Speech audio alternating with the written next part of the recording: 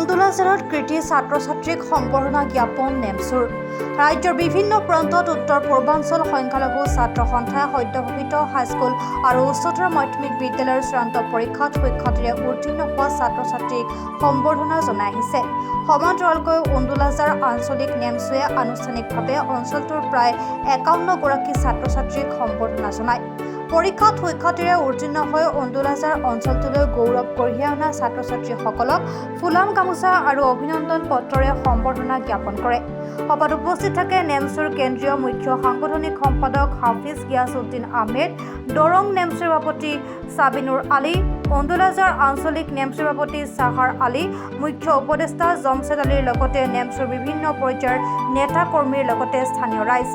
আনহাতে উক্ত অনুষ্ঠানত নৱগঠিত অন্দোলাজাৰ আঞ্চলিক নেমচুৰ শপত গ্ৰহণ অনুষ্ঠানৰো আয়োজন কৰে।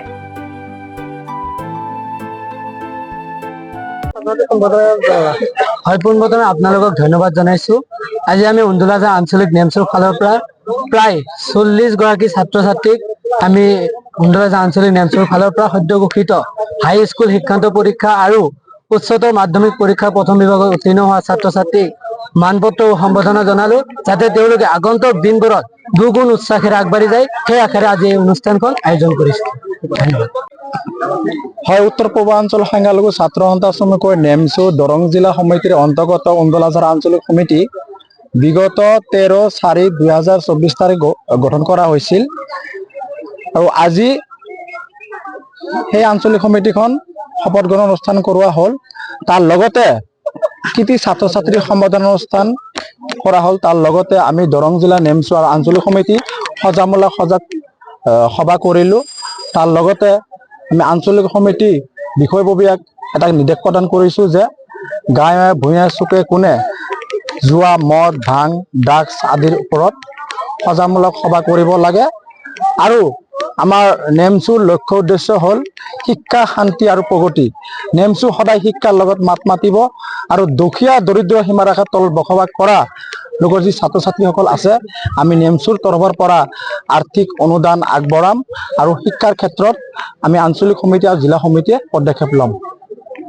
এনেধৰণৰ পদক্ষেপ চলি থাকিবনে? হয়, আমি দৰং জিলা নেমচুৱে কেন্দ্ৰীয় সমিতিক প্ৰতিশ্ৰুতি দিছো যে আমি দৰং জিলা সমিতি আৰু আঞ্চলিক সমিতিয়ে যিমান দিনলৈকে আমি বাচি থাকিম আৰু সিমান দিনলৈকে আমি ৰাইজৰ হকে আৰু শিক্ষাৰ হকে মাত মাতি যাম।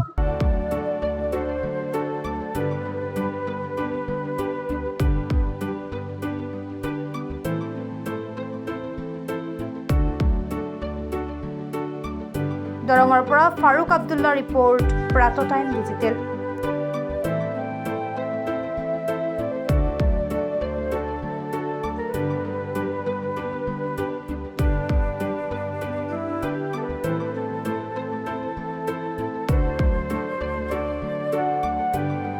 শদিয়াৰ পৰা ধুবুৰীলৈ, বৰাকৰ পৰা ব্ৰহ্মপুত্ৰলৈ সকলোৰে মাজত চিনাকি এটা নাম প্ৰাতঃ টাইম।